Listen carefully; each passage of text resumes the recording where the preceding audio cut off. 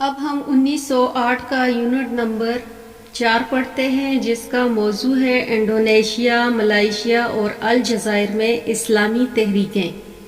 اس کا point number 1 ہے نصحت العلماء۔ اس کا ہم تعارف اور پس منظر بیان کرتے ہیں۔ انڈونیشیا بحر ہند بحر الکاہل کے درمیان، ایشیا کے جنوب سے مشرق اور آسٹریلیا کے شمال مغرب میں طول بلد 95 درجہ اور 141 درجہ مشرق اور عرض بلد 6 درجہ شمال اور 11 درجہ جنوب کے درمیان دنیا کا عظیم ترین مجموع الجزائر اور آبادی کے اعتبار سے دنیا کا سب سے بڑا ملک ہے، جس کا مشرق سے مغرب تک کا فاصلہ 4000 میل اور شمال سے جنوب تک کا فاصلہ 1250 میل ہے۔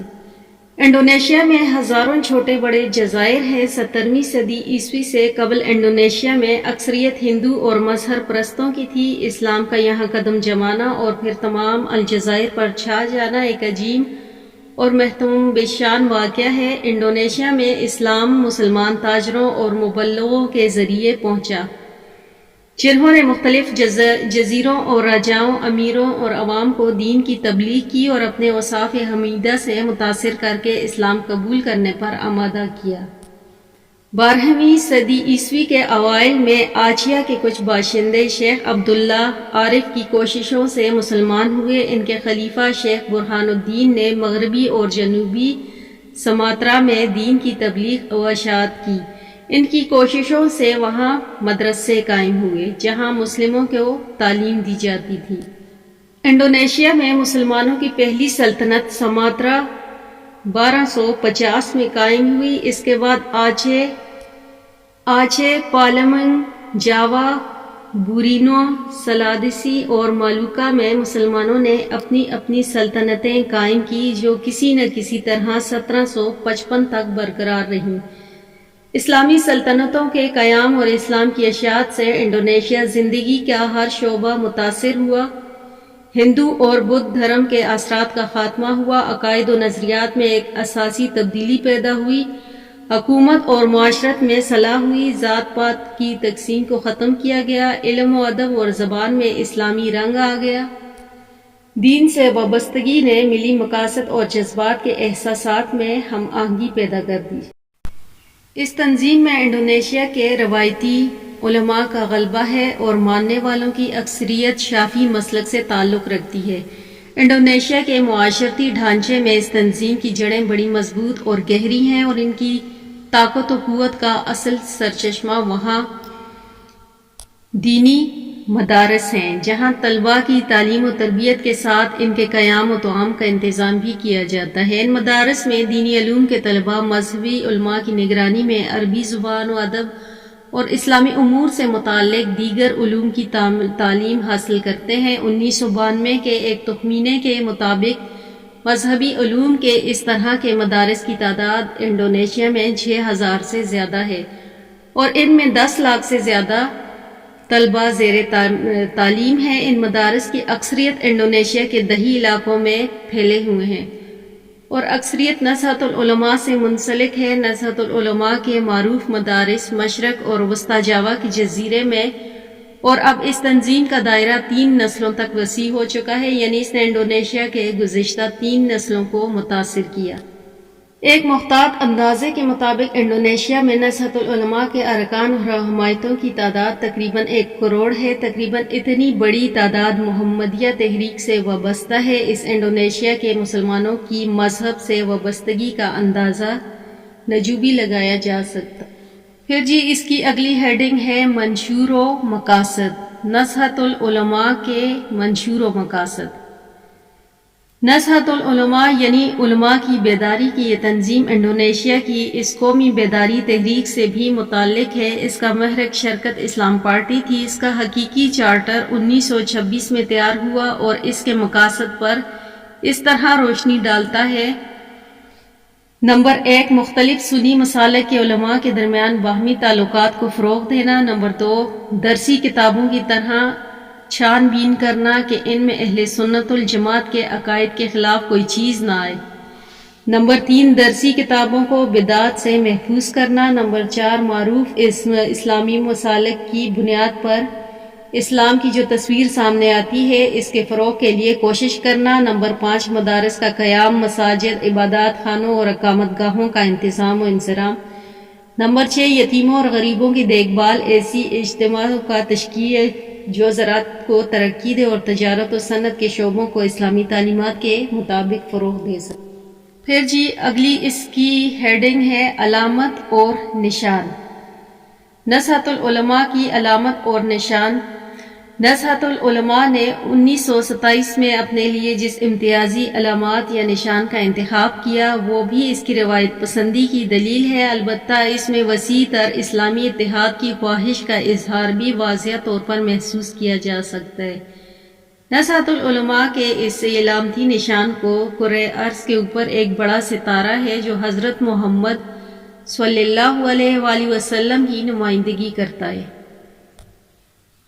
اس بڑے ستارے کے دونوں طرف 4 نسبتاً چھوٹے ستارے ہیں جو آپ صلی اللہ علیہ وآلہ وسلم کے 4 خلفائے راشدین کی نمائندگی کرتے ہیں۔ اس کے نیچے 4 اور چھوٹے ستارے دکھائی دیتے ہیں اور یہ اہل سنت الجماعت کے 4 معروف مسالک کی نمائندگی کرتے ہیں۔ دوسری طرف یہ 9 ستارے ایک ساتھ مل کر ان اولیاء اللہ کی طرف سے اشارہ کرتے ہیں کہ جنوب نے سب سے پہلے جزیرہ جاوا میں اسلام کی اشاعت کے کام کو شروع کیا۔ گلوب کی ہری رنگت انسانیت کو اس پیغام کی یاد دہانی کراتی ہے کہ ان کی ابتدا اور انتہا کیا ہے، یعنی زمین جس سے وہ وجود میں آئی اسی میں پلٹ کر جانا ہے اور پھر اس سے فیصلے کے دن اسے دوبارہ برپا کیا جائے گا۔ گلوب کے چاروں طرف 99 خوبصورت دائروں کے ساتھ ایک سنہری لڑی اللہ کے 99 ناموں کے اظہار ہے جس کے ذریعے دنیا بھر کے مسلمانوں کا اتحاد عمل میں آتا ہے۔ اس طرح اگر غور کیا جائے تو نزہۃ العلماء کا پرچم، علامتی نشان اس کی سنی روایت پسندی، تصوف کی جانب اس کے میلان اور خصوصیت کے ساتھ روایتی مسلم علماء کے افکار کا اظہار ہے۔ جب اس جماعت پر سیاسی رنگ غالب آ گیا تو ضرورت محسوس کی گئی کہ خالص معاشرتی، تعلیمی، دینی اصلاح کے لیے اس کی ایک ذیلی جماعت تشکیل دی جائے۔ حاجی احمد دہلان نے جمعیت محمدیہ کی بنیاد رکھی جس کا مقصد یہ تھا کہ وسیع پیمانے پر تعلیم کی اشاعت کے علاوہ ملک کو غیر اسلامی خصوصاً ہندوانہ اثرات سے پاک کیا جائے اور جدید افکار کی روشنی میں اسلامی نظریات کا مطالعہ کر کے موجودہ مسائل کا حل نکالا جائے۔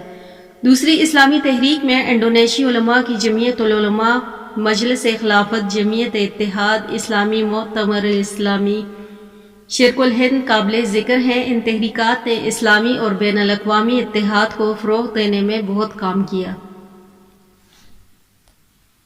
پھر اسلامی تحریکات کی ہیڈنگ ہے نزہۃ العلماء کی تاسیس، آغاز اور ارتقاء۔ 1912 میں شرکت اسلام پارٹی کا قیام عمل میں آیا۔ شرکت اسلام پارٹی کی ایک شاخ 1913 میں مکہ میں بھی قائم ہوئی جس کے محرک عبدالوہاب حسب اللہ 1888 سے 1971 تھے۔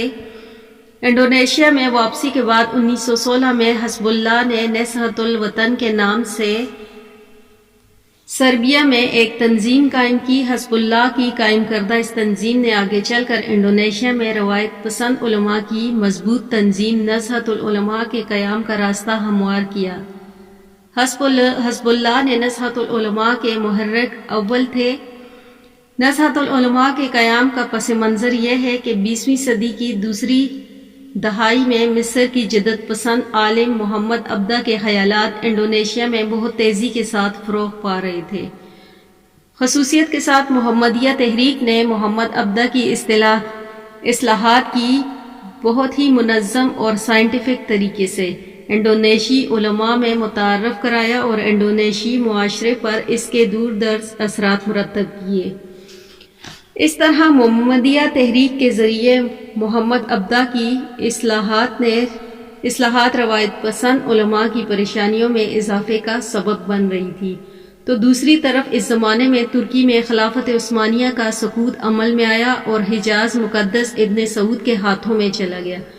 1924 میں یہ سارے واقعات انڈونیشیا کے مسلم معاشرے میں باہمی تصادم کا سبب بنتے رہے، اور ان تبدیلیوں میں سب سے زیادہ متاثر علماء کا وہ روایت پسند طبقہ ہوا جس نے عبدالوہاب حزب اللہ کا تعلق تھا۔ حزب اللہ اور ان کے ہم خیال دیگر علماء محمد عبدہ کی اصلاحات کو بدعت سے تعبیر کرتے تھے، اور ان کا خیال میں ان بدعات سے پیدا ہونے والے خطرے کو تسلیم کرنا ان کے خلاف اقدام وقت کا اہم تقاضا اور ضروریات تھی۔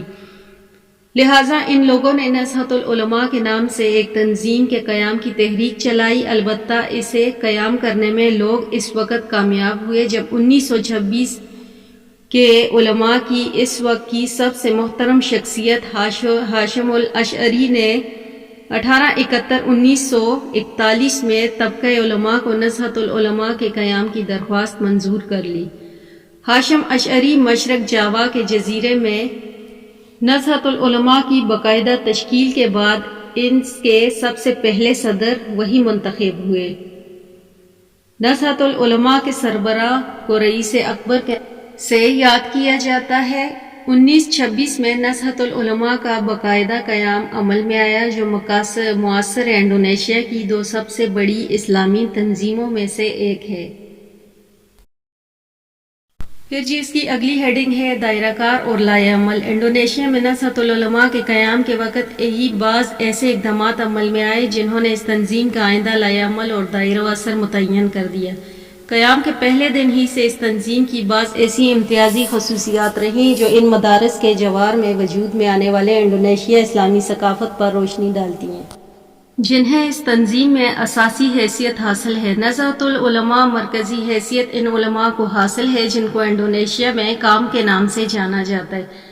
ان کے بارے میں انڈونیشی معاشرے میں ایک عام تصور ہے کہ انہیں عربی زبان میں مکمل مہارت حاصل ہونی چاہیے۔ بیشتر اوقات عربی زبان میں مہارت کی غرض سے مکہ معظمہ میں ایک طویل عرصے سے قیام کو ضروری خیال کیا جاتا ہے۔ عربی کے دیگر قدیم اسلامی علوم میں بھی ان علماء کی حدیث کی کتابوں کے بہت سارے متن بھی انہیں ازبر ہوتے ہیں۔ ان کے لیے یہ ضروری سمجھا جاتا ہے کہ وہ موقع قرآن و حدیث کے متن کے حوالے کے طور پر پیش کرتے ہیں اور ان کی تفسیر و تشریح بیان کرتے ہیں۔ ان علوم کے اصول کے لیے ان علماء کا سلسلہ اسناد اور روایات بعض اوقات مختلف ذریعوں سے ہوتا ہے جو رسول اللہ صلی اللہ علیہ وآلہ وسلم تک جا پہنچا۔ اسے اجازت سے تعبیر کیا جاتا ہے اور یہ حصول علم کا اعلیٰ ترین مقام تسلیم کیا جاتا ہے۔ اس کے بعد ہی انہیں پڑھانے یا احادیث بیان کرنے کی اجازت ملتی ہے۔ مدارس کے ان اعلیٰ ترین علماء کے بارے میں یہ بھی خیال کیا جاتا ہے کہ انہیں اسلام کی مقامی روایات کا بھی علم ہے۔ خصوصیات کے ساتھ نو صوفیاء اور دیگر علماء کے لیے صرف یہی کافی نہیں ہوتا کہ وہ علوم الاسلامیہ کے ماہر ہوں، بلکہ ساتھ ان کا صاحب کرامت ہونا بھی ضروری ہے۔ اس کے لیے وہاں رائج طریقت کے مختلف سلسلوں میں سے کسی ایک سے ان کی وابستگی ضروری خیال کی جاتی۔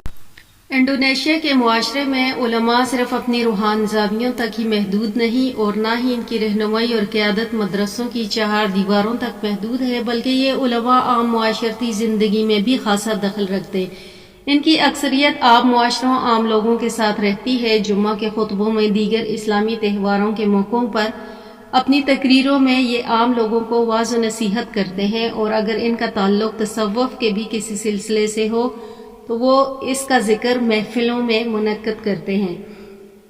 ذکر کی ان محفلوں میں سینکڑوں ہزاروں کی تعداد میں لوگ اکٹھے ہو کر ان سے اپنی عقیدت کا اظہار کرتے ہیں اور اپنے لیے برکت کے خواہاں ہوتے ہیں۔ فتویٰ دینا بھی ان علماء کی ذمہ داری ہوتی ہے۔ عام انڈونیشیا باشندوں پر علماء کا اثر اتنا زیادہ ہے کہ وہ اپنے گھریلو معاملات، یہاں تک کہ بچے بچیوں کے شادی بیاہ اور تجارت میں بھی ان سے مشورہ کرتے ہیں۔ نکاح و طلاق، وراثت کے معاملات میں بھی انہیں علماء کے ذریعے طے ہوتے ہیں۔ انڈونیشیا باشندوں کو ان علماء کی ذمہ داریوں کا بھی احساس ہوتا ہے۔ مقامی باشندوں نے اپنے علماء کے لیے چاول اور کھانے کی دوسری چیزیں باہمی تعاون سے جمع کرتے ہیں، اور ان کے لیے زندگی کی دیگر ضروریات اور عمارتوں کی تعمیراتی سامان بھی یہی لوگ فراہم کرتے ہیں، اور انہیں کچھ رقم بھی فراہم کرتے ہیں تاکہ یہ علماء معاشی ذمہ داریوں میں بڑی حد تک بے نیاز ہو کر اپنے دینی، سماجی فرائض کما کا انجام دے سکیں۔ ان سب کے علاوہ مدارس کے لیے زمینیں اور عمارتیں بالعموم وقف کر دی جاتی ہیں۔ یہی وجہ ہے کہ انڈونیشیا میں مدارس اکثریت مالی طور پر خود کفیل اور سرکاری دعوی دباؤ سے آزاد ہوتے ہیں۔ اب ہم نزہۃ العلماء کا سب سے بڑا کارنامہ اس کے بارے میں پڑھتے ہیں کہ نزہۃ العلماء کا سب سے بڑا کارنامہ یہ ہے کہ اس تنظیم نے ایک اکائی عالم کی رہنمائی میں وہاں کی مقبول عام مذہبی روایت کو ایک تنظیمی ڈھانچے میں تبدیل کر دیا۔ تنظیم کی سرگرمی میں ایک لیلۃ الجمع ہے اور یہ ایک طرح کی ماہانہ میٹنگیں ہوتی ہیں۔ قمری مہینوں کے 15ویں دن مقامی علماء کے ذریعے منعقد کی جاتی ہیں۔ ان میٹنگز کا آغاز ان مقامی لوگوں کی نماز جنازہ غائبانہ سے ہوتا ہے جو اس دوران وفات پا چکے ہوتے ہیں۔ اس کے بعد تقریریں ہوتی ہیں جن میں نزہۃ العلماء کی پالیسیوں اور پروگراموں کی وضاحت کی جاتی ہے۔ ان کی مقامی سرگرمیوں کا جائزہ لیا جاتا ہے۔ ایک سیشن سوال و جواب کا ہوتا ہے، گویا مقامی لوگوں کو اس طرح ایک ایسا پلیٹ فارم میسر آتا ہے جس سے وہ اپنے ذاتی اور روحانی مسائل اپنی قیادت کے سامنے پیش کر سکتے ہیں۔ مقامی علماء کی نگرانی میں ہونے والی سرگرمیوں سے نجومی یہ اندازہ لگایا جا سکتا ہے کہ انڈونیشی معاشرے میں نزہۃ العلماء کی جڑیں کتنی گہری اور مضبوط ہیں۔ یہ لوگ ایک دوسرے کے مسائل کو نہ صرف سمجھتے ہیں بلکہ باہم مل کر اسے کم کرنے کی بھی کوشش کرتے ہیں۔ گویا ہر عالم کی سرپرستی میں پورا ایک معاشرہ مصروف عمل ہوتا ہے۔ اپنی عوامی مقبولیت کے سبب ہی علماء سیکولر حکمرانوں کے دباؤ سے بھی بالعموم آزاد ہوتے ہیں، کیونکہ ان کے پاس مذہبی اختیارات کے ساتھ ساتھ اقتصادی ذرائع بھی ہوتے ہیں۔ مجبوراً سیکولر حکمران خود مجبور ہوتے ہیں کہ معاشرے کے نظم و نسق میں ان علماء کا تعاون حاصل کر سکیں۔